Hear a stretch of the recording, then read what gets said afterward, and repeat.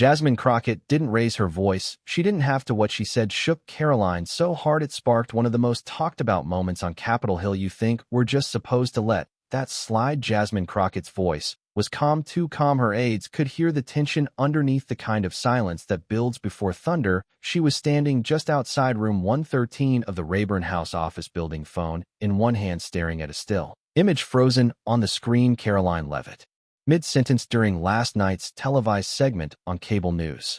Her expression was sharp, her words even sharper. Jasmine had replayed the clip at least 5 times. It wasn't just the content, it was the tone. There was something smug in it, detached, like Caroline knew what she was doing and didn't care who it hurt. The segment had aired during prime time. Caroline was a guest on America This Week, and as usual, the host was all too happy to let her run unchecked. Midway through the show, Caroline leaned forward and dropped a line that sparked 1,000 reposts within minutes. People like Crockett aren't interested in unity.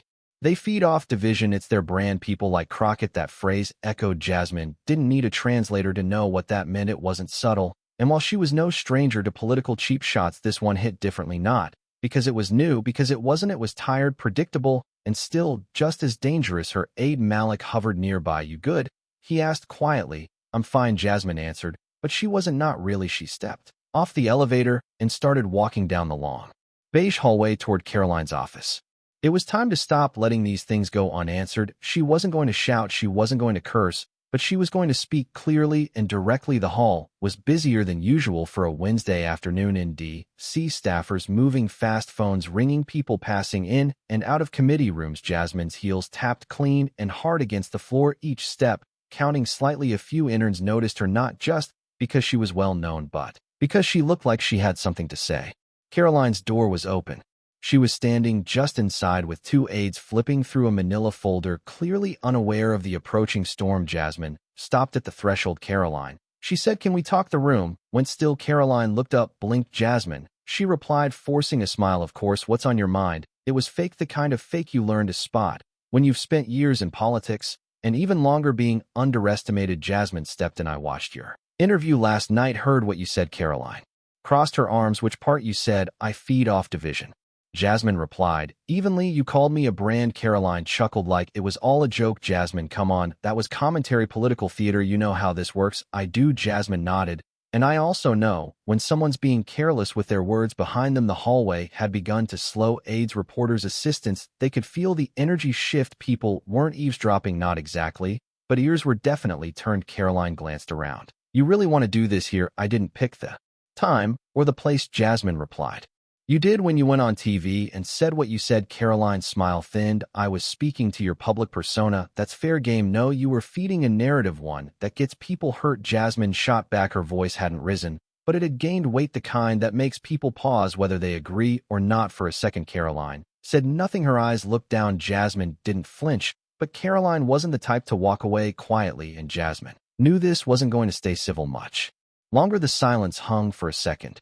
Too long. One of Caroline's aides coughed softly, shifting his weight from foot to foot. Another subtly reached for her phone, not to record, not yet, but just in case. That's how things were on the Hill. A conversation could shift to confrontation in the time it takes to blink. Caroline finally exhaled. "Look, Jasmine, if you're offended by commentary, maybe this isn't the job for you." Jasmine raised an eyebrow. "You think this is about being offended?" "I've been called worse before my morning coffee." "But what you said wasn't critique.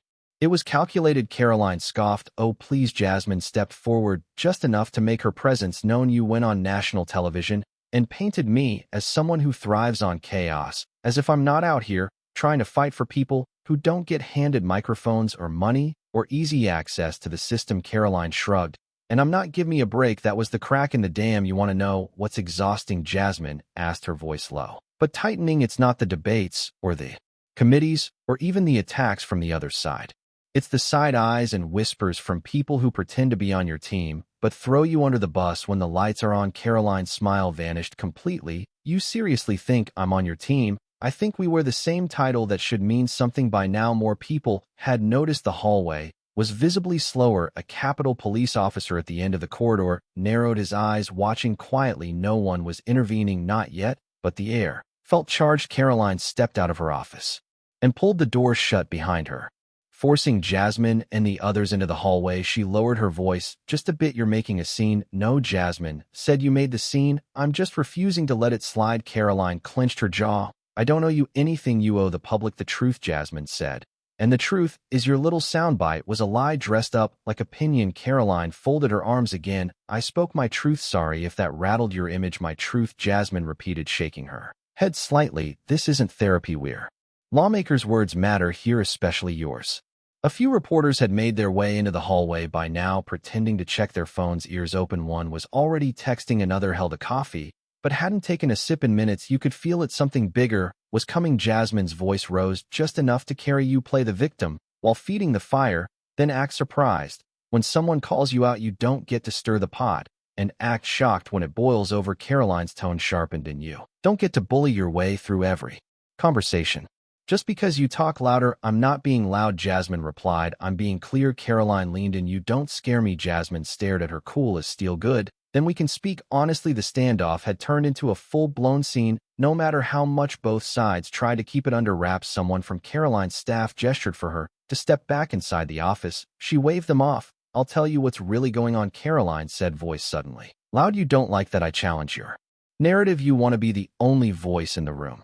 Jasmine's expression didn't change. No, I just want the truth to be louder than the performance. But Caroline wasn't ready to let her have the last word. And that's when her control finally slipped. Caroline's voice cracked just slightly when she fired back. You think you're the only one who cares about people. You think you're the only one with convictions. You walk around like you've cornered the market on struggle. The temperature in the hallway rose 10 degrees in an instant. Jasmine didn't blink. This isn't about me. This is about what you said. And the fact that you don't even realize how deep it cuts tells me everything. Caroline took a step closer. Too close. I'm tired of being talked down to by people who twist everything into a personal attack. Maybe if you spent less time playing the victim and more time doing your job. That was it. A wave of audible gasps spread through the hallway. One of the younger interns stepped back. Instinctively, phones that were once hidden were now in full view. Recording. You're calling me a victim, Jasmine said, finally raising her voice. Because I stood here and asked for accountability. That's your defense. Caroline was breathing fast, now red creeping up her neck. You cornered me in a hallway and tried to make me answer to a headline. I don't owe you an apology for saying what I believe. Jasmine didn't back up. You're not in trouble for believing something. You're in trouble for spreading garbage under the banner of belief and pretending it's brave. At that moment, one of Caroline's aides stepped forward and tried to speak. Maybe we should. Caroline cut her off with a wave of the hand. No, let her talk. Let her play prosecutor in the hallway. She thinks that makes her powerful. You really don't see it, Jasmine said, shaking her head. You've spent so much time chasing attention you forgot how to own your words. When someone calls you out, Caroline's tone snapped. Don't act like you're above it. You're just better at turning outrage into headlines. I don't need headlines, Jasmine said. I need people to know when someone's lying to them, when someone's playing both sides, talking about unity while planting seeds of doubt. Every time a mic is in front of them. Caroline's laugh was sharp, almost bitter. You're obsessed with being the voice of reason. You don't even realize you're just as divisive as the people you claim to hate. Jasmine looked her straight in the eye. I never claimed to be perfect, but I know the difference between fighting for people and using them as props. The hallway had gone dead silent. Then Caroline shouted enough her voice echoed off the walls, silencing even the distant footsteps at the far end of the corridor. One of the Capitol Police officers began walking their way slowly, not urgently, just watching. You don't get to lecture me in front of cameras and pretend this is about principle. Caroline snapped. This is about your ego. Jasmine didn't flinch. You're losing it, Caroline. And not because of me, because you thought you could say whatever you wanted and nobody would push back. You're not pushing back, Caroline snarled. You're trying to embarrass me. I don't have to, Jasmine replied. You're doing that on your own. Caroline's face twisted for a brief moment. Frustration, rage, maybe even a flicker of something else. Then without another word, she turned on her heel and stormed back into her office, slamming the door behind her hard enough to rattle the frame. The hallway exploded in whispers. Phones buzzed. Reporters scattered, already drafting tweets and firing off texts to editors. Jasmine stood there for a moment, steady, then finally exhaled. Malik stepped up beside her, eyes wide. You okay? He asked. Jasmine nodded. I said what I had to, but even she didn't know that someone had caught the whole thing on video, and it wouldn't stay quiet for long. It started with a shaky clip posted to X by an intern no one had heard of before that afternoon. The video lasted only 46 seconds, but it caught enough Caroline's raised voice, Jasmine's steady stance, and that door slam at the end loud and unmistakable within the hour. It had over 100,000 views by nightfall. It was trending. News outlets picked it up before they even had time to verify it. Headlines were cautious, but provocative. Heated exchange between Levitt and Crockett caught on camera. Pundits on both sides began speculating, spinning the footage into their own narratives. Some called it passion, others labeled it a meltdown, but what everyone agreed on was this: something real had happened in that hallway, and people were paying attention. Jasmine hadn't planned to speak on it publicly. She figured it would die down by morning. It didn't. She was pulled into a meeting the next morning with her chief of staff, her comms director, and a legal advisor. They're asking for a comment. Her comms director said, scrolling through their inbox, every outlet from NPR to that blogger in Bakersfield.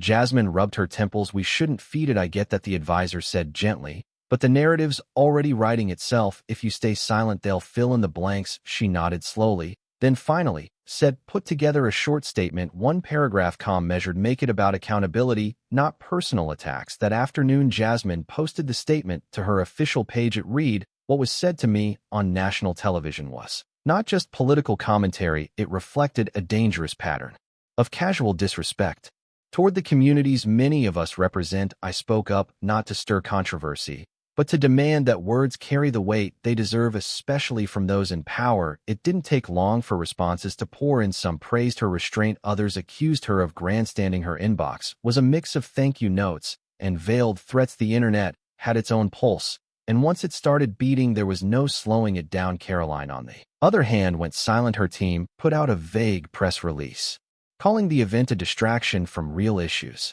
and refused to take questions that only fueled the fire behind closed doors. Her office was in panic mode. Staffers were told to stay off social media. One aide was seen crying in the hallway, though no one could confirm if it had anything to do with the incident. The weight of being on the wrong side of a viral moment wasn't just about optics. It could cost careers. And while the news cycle can be ruthless and fast, there was something different about this story. It wasn't just about politics. It was about power, about who gets to speak without consequence and who pays for speaking at all. In a diner outside Columbus, Ohio, a retired teacher named Norma watched the clip on her tablet while stirring cream into her coffee. That young lady stood her ground. She said to the waitress, more people need to do that. In a barbershop in Tulsa, a group of men debated the moment like it was a heavyweight fight. Levitt lost it, one of them said. Crockett didn't even raise her voice. That's how you win a room. But in a small campaign office in Sioux Falls, Caroline sat alone with her phone, scrolling through comments she wouldn't admit. Stung, can't handle pressure, unfit for leadership. Unraveled the moment she got pushed. She tossed the phone on the table and stared at the wall. Her chief of staff entered quietly. The committee wants to know if you're still planning to attend the briefing tomorrow. Caroline didn't answer at first. Then finally, she said, tell them I'll be there. But showing up wouldn't fix the damage, and the questions waiting for her were only getting sharper. The next morning, Jasmine sat in her office before sunrise, sipping lukewarm tea that had been reheated twice. Already the window behind her framed a sliver of dawn over the Capitol dome. But her mind wasn't on the view. She was tired, not from the exchange itself, but from everything that came after: the noise, the assumptions, the people trying to twist the moment into something it wasn't. Melek stepped in quietly and placed the file on her desk. Schedule for today, briefing at 10, subcommittee at 1. Anything unusual, she asked without looking up. Press will be circling again, he said carefully. Levitt's expected to show rumors she might speak. Jasmine's side, of course. She will. She leaned back in her chair, letting the silence sit. For a minute, her mind drifted to a memory she hadn't thought about in years. Her first city council meeting back in Fort Worth. She was fresh out of law school, sharp-tongued, idealistic, and about to make her first public comment. An older councilman, after hearing her speak, had leaned toward his mic and said with a grin, you'll learn, Miss Crockett, passion doesn't always translate to leadership. She had smiled back and replied, neither does age. Back then she thought that moment would be the hardest she'd face. She was wrong. Now, years later, the stakes were different. Every word carried weight, every pause could be misread, and yet the lesson remained the same: speak, even when your voice shakes, especially then. Meanwhile, across the building, Caroline sat alone in a conference room, reading through talking points her team had drafted. Words like misunderstood, taken out of context, and regret. The tone leapt off the page.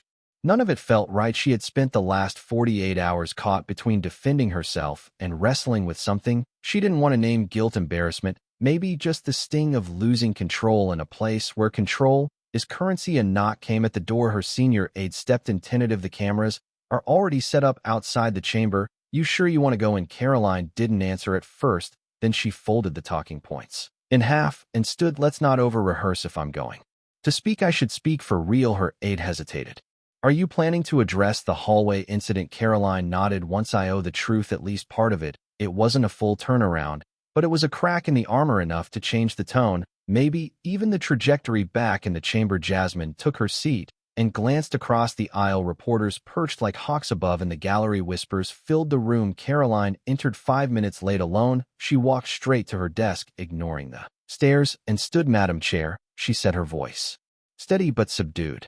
Before we begin, I'd like to say something for the record. A pause. Jasmine turned her head, slightly curious. Caroline cleared her throat. In recent days, my words during a media appearance caused offense and triggered a confrontation that became public. I've reflected on that. And while I still believe in speaking honestly, I also believe in listening to those who felt targeted, especially repulsive. Crockett, I hear you, and I understand that the way something lands can be more damaging than how it was intended. There were murmurs, some respectful, others skeptical. Caroline sat down. Jasmine studied her for a long moment, unreadable. Later in the hallway, Malik asked, You believe her? Jasmine shrugged. I believe she said something. She didn't have to say that counts for something, but this wasn't closure. Not yet. There was one more moment coming that neither of them saw coming. 3 days later, Jasmine was back home in Texas for a weekend roundtable with high school students and local organizers. It was hot, loud, and slightly chaotic, just the way she liked it.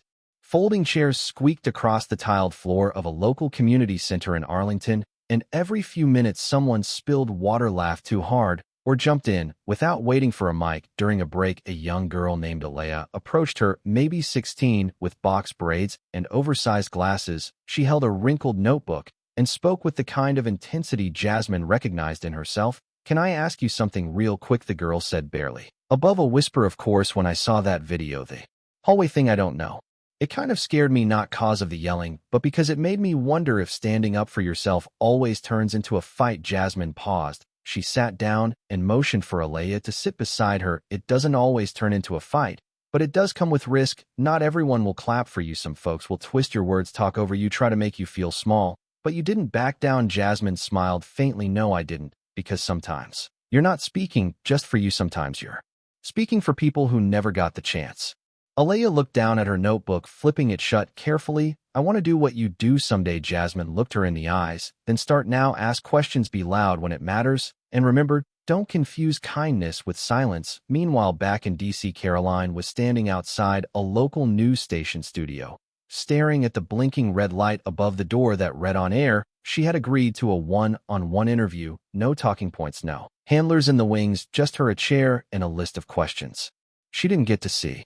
In advance, her campaign advisor had tried to talk her out of it. You don't need to open old wounds, they warned. Move on, let it fade. But Caroline wasn't ready to let it fade. Something had shifted, maybe not her beliefs, but the way she saw herself within the storm. The interviewer didn't waste time. Representative Levitt, what happened in that hallway has been viewed over 5 million times. Do you regret it? Caroline didn't flinch. I regret how I handled it. Yes. Which part? The part where I reacted instead of responding. I let pride speak louder than purpose.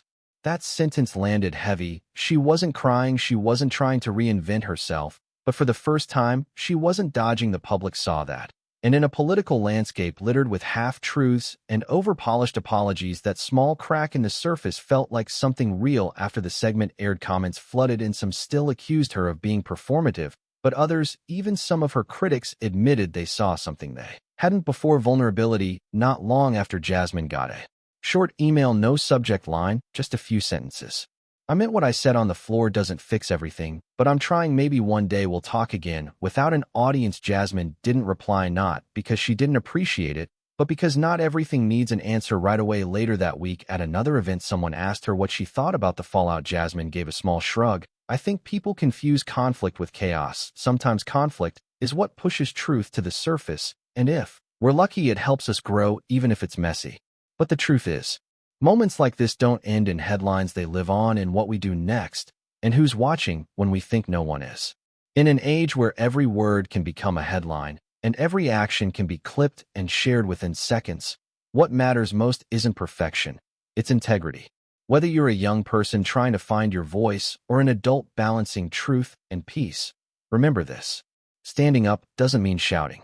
Demanding accountability is not the same as causing division. And silence isn't always peace. Sometimes it's complicity. Have the courage to speak the truth, even if your voice shakes.